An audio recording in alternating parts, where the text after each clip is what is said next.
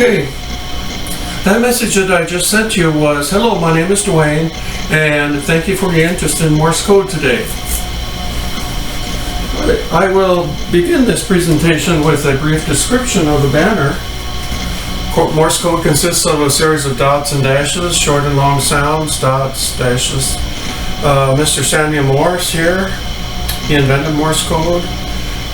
This picture was taken in the 1930s, shows a young lady at her radio station with the Morse code key here. David Sarnoff, the CEO and founder of Radio Corporation of America and NBC television system, was a telegrapher, and he worked for the Marconi Wireless Company. In fact, he used to boast and brag about the fact that he took messages from the Titanic when it sank in April 15th of 1912. Thomas Edison, he was a telegrapher. He started at age 15. He saved a young 3-year-old from a runaway train, and the father of this 3-year-old that he saved was so grateful that he taught him Morse code. And Mr. Edison traveled the country as a traveling telegrapher, while the other telegraphers were assigned to the Civil War duty. This is a picture of a Union campground in 1864, and it shows a telegraph station here inside the covered wagon. This was taken in Petersburg, Virginia, at the siege there in 1864. It lasted almost a year. And over 6.5 million telegrams were sent by telegraph in the Civil War, so it was, as you can see, it was used extensively in the Civil War. President Lincoln loved Morse code. He had an office in the War Department in the telegraph room there, and he had a desk, and he wrote the first draft of the Emancipation Proclamation in the telegraph office there during the Civil War. And of course, the Emancipation Proclamation proclaims that everyone is equal and free and equally important. This picture was taken in 1909, a young man here at his radio station, very primitive. I wanted to explain the keys here real briefly. This key here is invented in 1844. It's the most simple key available. Manual key. The dots and dashes are set manually by pressing down on the knob here. Dots, dashes. By Mr. Alfred Vail, he invented the hand key, straight key it's called. This is a vibroplex key. It's called a semi-automatic key. Nickname is Bug. And the dots are made by pressing one side, and the dashes are made manually by pressing the other side. It was invented by Horace Martin in 1904, and he started the Vibroplex company to produce these in 1905, and it's still in business, Vibroplex, making these keys and selling them. This key is totally automatic. Dots are on one side, press down and send a string of dots, and the other paddle is string of dashes. It can be set manually by the speed control here.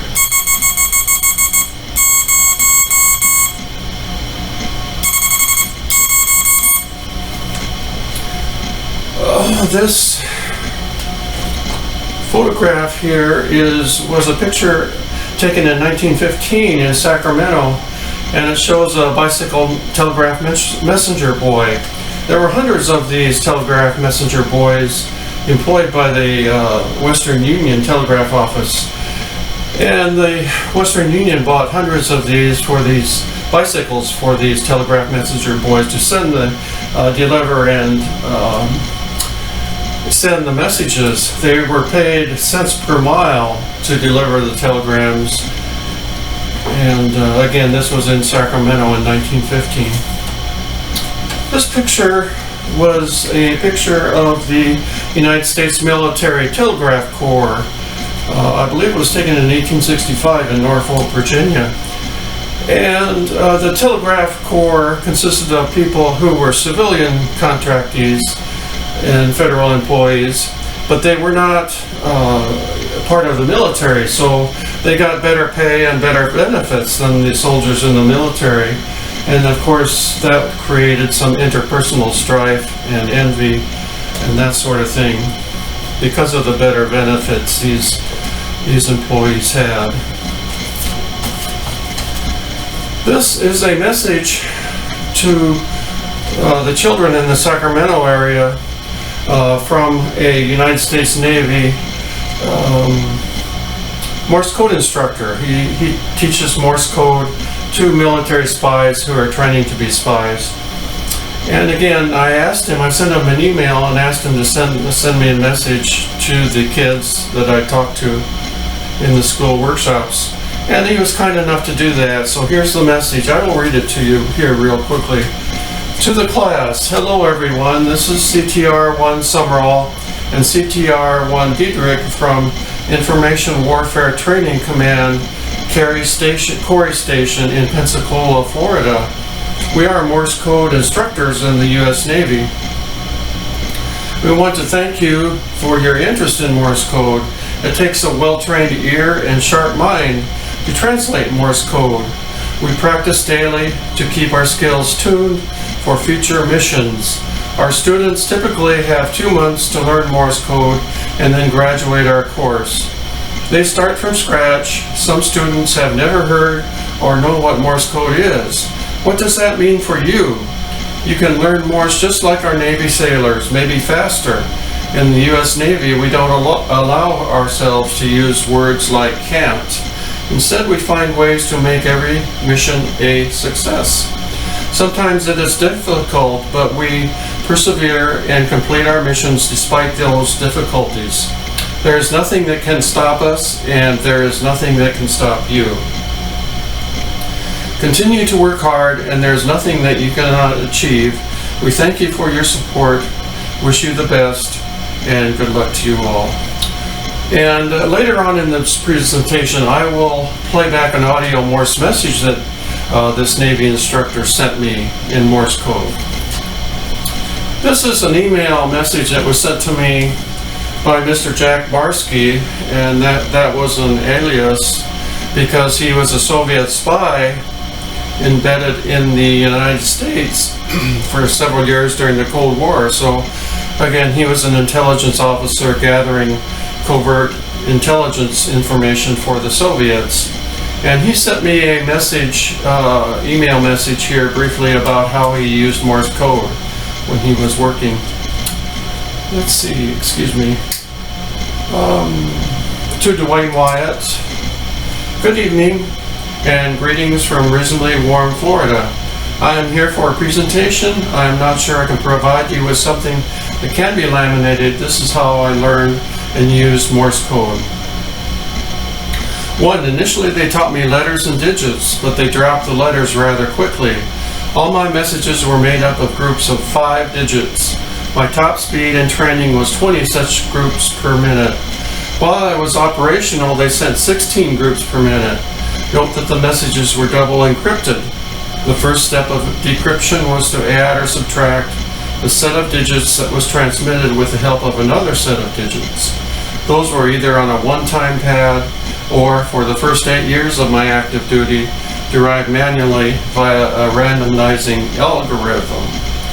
The only letters that were ever transmitted was a 3-letter call sign that helped me find my frequency.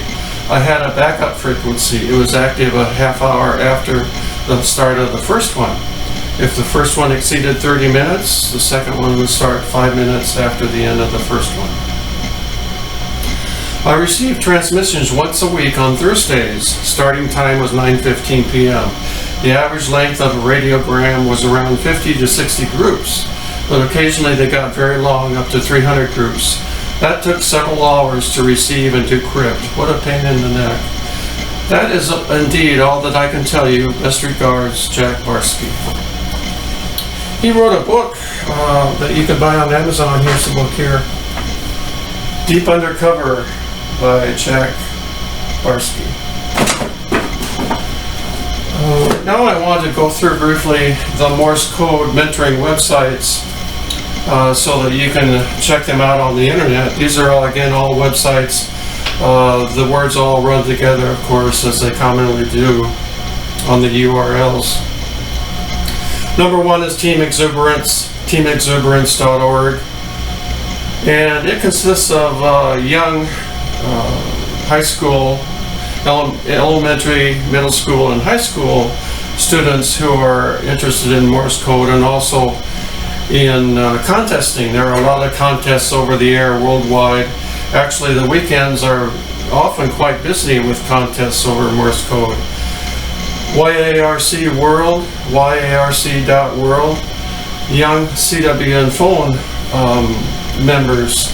Again, they are school students who are interested in radio and Morse code and contesting and that sort of thing, networking. Tandemmaster.org, tandemmaster.org.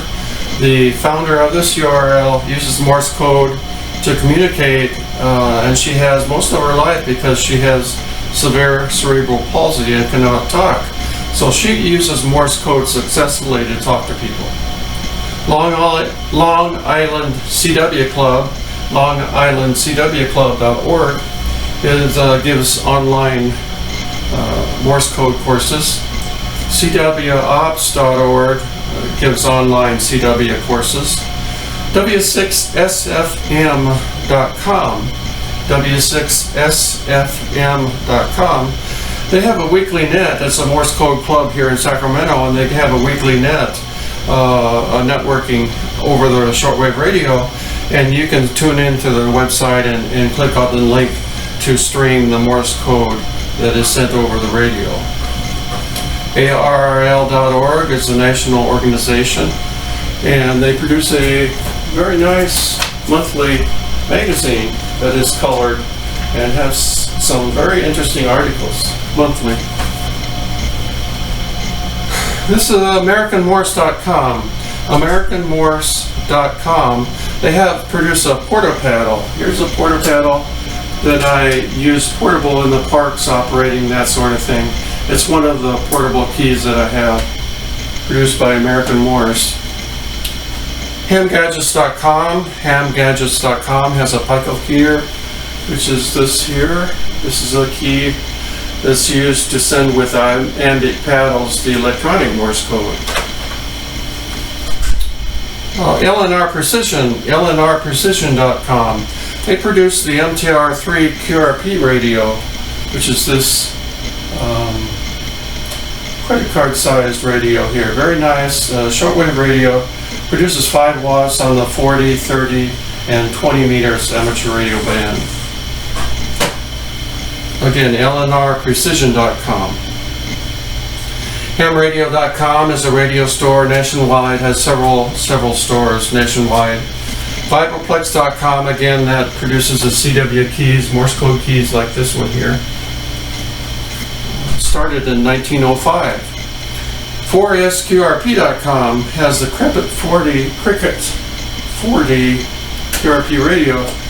I'm showing you this primarily because it's quite inexpensive, less than $30. It comes in a kit, you could put it together, and it's self-included, self-enclosed, produced with a 9-volt battery here you connect, and here's the Morse code key.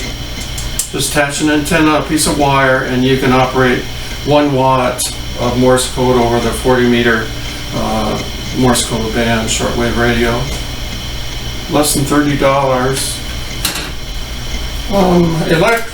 Elecraft.com, an excellent radio store, produces excellent equipment, and the founder of Elecraft sent me a narrative recently that I will read for you after the conclusion of this presentation. ICOMAmerica.com, another radio store. Yaesu.com, Canuet.com. Okay. Let's see. These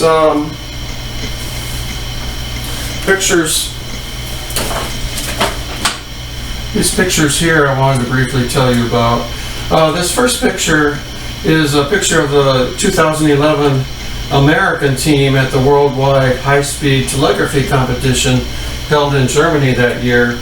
And I wanted to show you Cody here as a high school boy at the time on the American team to compete in Morse Code contesting. Let's see, the 2019 competition was in Bulgaria, and it was won by the team Belarus, from the country Belarus. And I read that one of the members of this team copied Morse code at a speed of 195 words per minute. 195 words per minute, which is unbelievable to me. This is an original original telegram that was sent in year 1868. I laminated this, and that is the original telegram. This is a friend, Richard Garriott. He is a former astronaut, and he holds Morse code. And I asked him to compose a message in Morse code and send an audio file to me, so I will play that for you here shortly. This is my portable amateur radio station. Let's see if there's anything on the air. This is a 20-meter amateur radio band.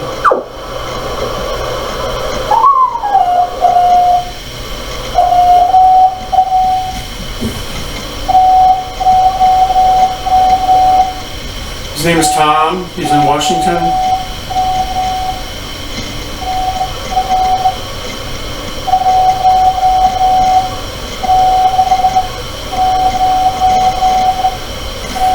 He's in a contest. He's giving numbers out now.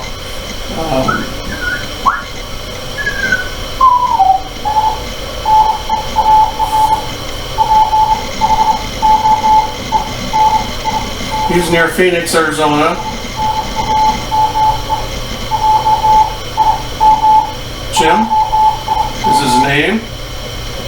He's in another contest probably. There's a lot of contesting going on most weekends. I can send CQ, which is seeking a contact, seeking someone to talk to in Morse code. And first of all, in order to send CQ, first of all, you have to find out if the frequency is in use. So you transmit QRL over the shortwave radio, and that's what I'll do here. And that means, is this frequency in use? If it is, someone will say yes. I don't hear a yes over the radio, so I will call CQ and give my call sign. Every person using Morse code over shortwave radio has a different call sign, and there are no anonymous users, which is very nice. So my call sign is WA0MJD. So here goes.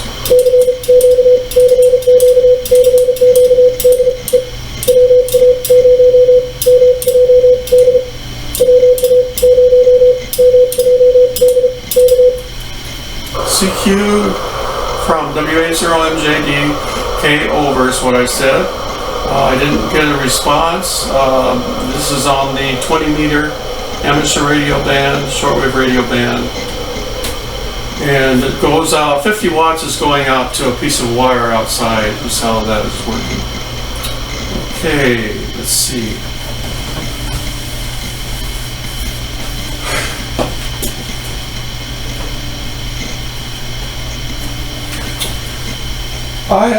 Now is the time to play back the messages that were sent to me in an audio file, emailed to me from people.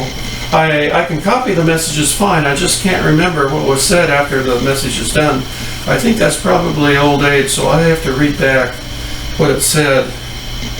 Otherwise, I'd be able to. I don't have a problem with the Morse. It's remembering. Okay, let's see.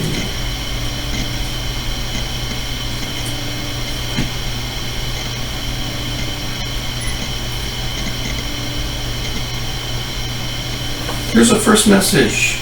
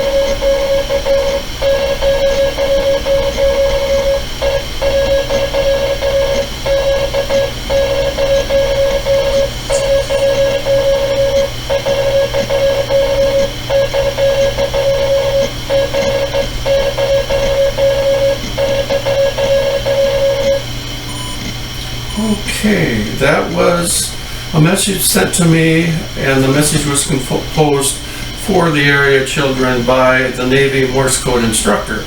So this was the Navy Morse Code instructor sending this message to them, and it said, "Adversity makes for rough waters, but a smooth sea never made a skillful sailor. I will never quit, I will persevere and thrive on adversity. If knocked down, I will get back up every time." The Navy SEAL. So that was what you just heard. Okay, here's the second message that was sent to me.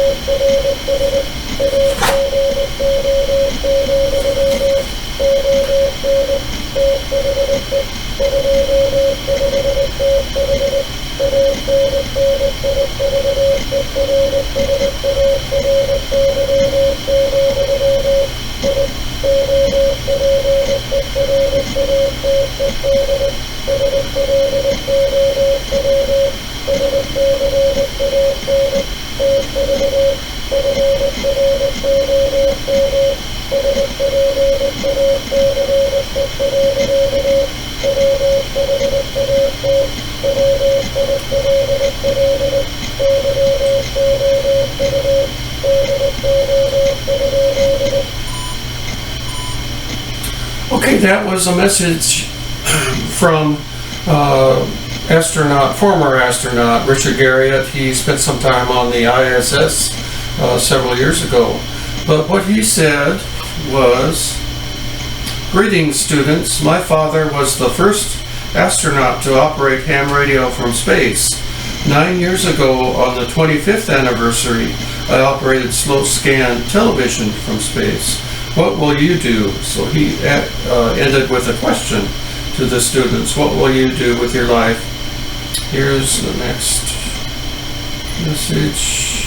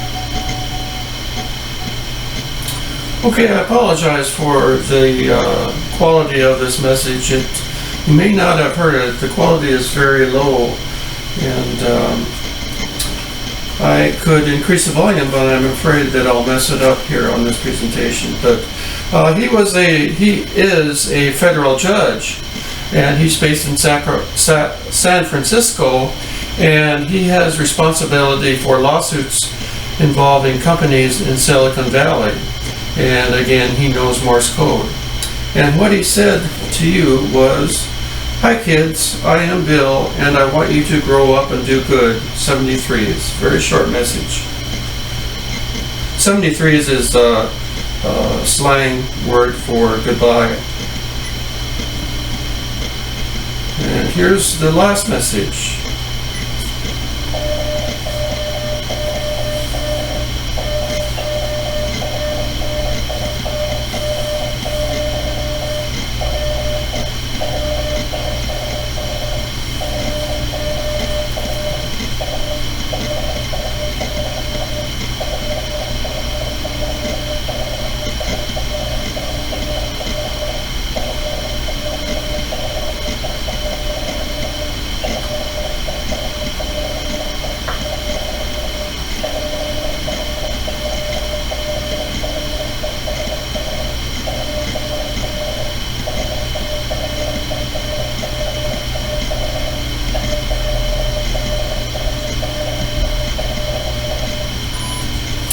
Okay, this last message was an audio Morse message sent to me from a 19-year-old young person who lives in the country called Austria.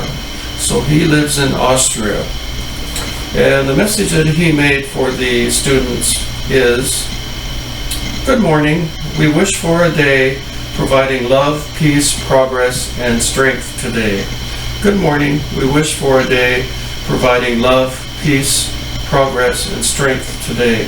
A very uplifting message, and I wanted to send that message to Children's Hospital staff to play every day over their in-hospital television system. I haven't been successful yet, but again, it is a wonderful way to expose kids to Morse code and provides an uplifting message. I will close this presentation with a closing message in Morse, and after this presentation is over, it's kind of an option. I wanted to read the letter that was sent to me by the founder and CEO of the Ellicraft Corporation here in California. He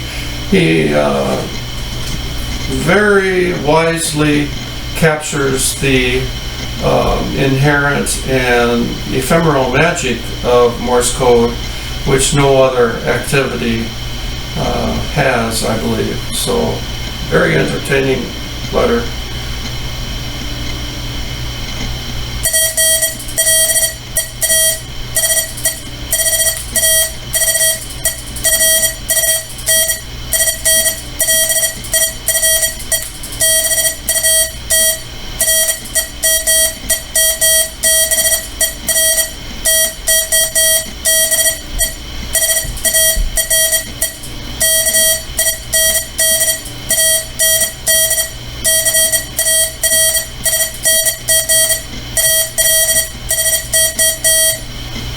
Okay, that ending message was, please have fun in life, but remember to be safe, kind, and caring also. That was what I said.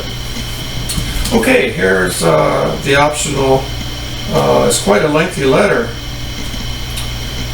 On second thoughts, I will take the stairs. I have a friend about my age who got into amateur radio only a few years ago. Like many of us, he was enthusiastic about the technology, intrigued with DX. I showed him my station, we talked endlessly about gear. Later I helped him put up a simple wire antenna. Then when his license arrived, he dove straight into FT8 and didn't look back. Within days, he'd worked all states, then DXCC. He'd bag a few rare runs over a light lunch, then pat his laptop on the back and congratulate his software app for its near mythical ability to extract weak signals out of noise. Within weeks, he'd master everything there was to know about this glorious new hobby. Point, click. In this new world order, those of us who took the longer, slower path to ionospheric enlightenment and who still occasionally enjoy making waves by hand often fail to explain why. I had failed to explain it to my friend, even as hints of his boredom crept in, creating an opening. The best argument I'd made for trying CW was that he could do it without a computer. Coming in a weak second was the notion that CW was the original digital mode. For obvious reasons, I didn't bother with the classic argument about CW's signal-to-noise advantage over SSB. I had all but given up. Then in a moment of delayed clarity, I decided on a different approach. I invited him to a weekday brunch. A bit of an escape, he willingly took the bait. On the appointed day, arriving at his workplace, I bypassed the lobby's glistening elevators and climbed the 4 flights of stairs to his office. I insisted we take the stairs down, too. "Why?" he asked. "And how'd you get up here so fast?" I pointed out that I always chose stairs when possible. That's why I wasn't out of breath. We hustled down, jockeying for position, and emerged on the ground floor, invigorated by the effort. "So, where are we going?" he asked. "We've been to every overrated $20 burger venue at least twice." I replied that we would be going somewhere we'd never tried, my kitchen. When we arrived, I put him to work chopping onions and broccoli and squeezing oranges, while I whipped eggs into a froth and grated Swiss cheese. We ate our omelets outside in full sun and a cool breeze. "What's for dessert?" he asked. "Isn't there a frozen yogurt place a 2-minute drive from here?" I had something else in mind. Back in the kitchen, I handed him a water bottle, then slipped on a small pack I'd prepared earlier. We walked a mile or so through my neighborhood, admiring the houses' varied architecture, ending up, as planned, at a local park festooned with blackberry bushes. The most accessible branches had been picked clean, but with teamwork and persistence we were able to gather several large handfuls of fat, ripe berries, which we devoured on the spot. We'd been poked and scratched, but didn't care. "Doesn't brunch usually end with champagne?" he wondered aloud, admiring his wounds. "Not this time." I pulled out 2 bottles of craft beer that I'd obtained from a neighbor in trade for repairing his ancient home stereo. Carlos had spent years crafting an American Pilsner to die for, sweating every detail, including iconic hand-painted labels. My friend accepted the bottle, then tried in vain to remove the cap. Not a twist off. "Opener," he said. I handed him a small pocket knife, an antique without extra blades. He soon discovered it could not be used to remove the cap directly. He looked at me with a bemused expression, no doubt wondering what I had up my sleeve this time. I pointed out that we were surrounded by white oaks, a species known for its hard wood. He got the message, smiled, and began hunting. Within seconds, he collected a small fallen branch. I watched as he used the knife to fashion a few inches of it into a passable bottle opener. We popped the caps, toasted his newfound skill, and traded stories of misspent youth. "Oh, one more thing," I said. I pulled a KX2 out of my pack, along with 2 lengths of wire. Of course, he knew everything there was to know about aircraft and me, so he wasn't surprised. When I also pulled out the rig's attachable Kier paddle. We threw one wire over the closest tree and laid the other on the ground. He didn't have to ask whether I'd brought a laptop. We listened to CW signals up and down 20 meters, open to Europe at the time. As he tuned in each station, I copied for him using pencil and paper. He'd learned Morse Code, but only at the very slow speeds. After making a contact, I set the internal keyer speed to 10 words per minute and dialed power output to 0 for practice purposes, then showed him how to use the paddle. He smiled as he got the hang of it. Sending the full alphabet was a challenge, but he got there. The KX2 decoded and displayed his letters, providing confirmation. We'd grown through his allotted lunch break by a factor of 3, so it was time to go. We coiled up the antenna wires, packed up, and walked back. As I drove him back to his employer, we made plans to get together again for a weekend hike. I could have just dropped him off, but we went back into the lobby together. Out of habit, he stopped in front of the elevator. He watched the illuminated floor numbers flash, digital and predictable eye candy. "Okay," he said, "I get it. This CW thing, it's slow, doesn't always work, and it takes years of practice. Like hunting for your own food, or carving your own tools," I added, "or cooking from scratch, or brewing your own beer, or building your own radio. But you use more of your senses, not just your eyes, but your ears, your sense of touch." I nodded, listening, feeling. That was the radio I'd grown up with. Of course, it's harder to work DX with CW than with FT8, I reminded him, playing devil's advocate. "Is that what matters, though?"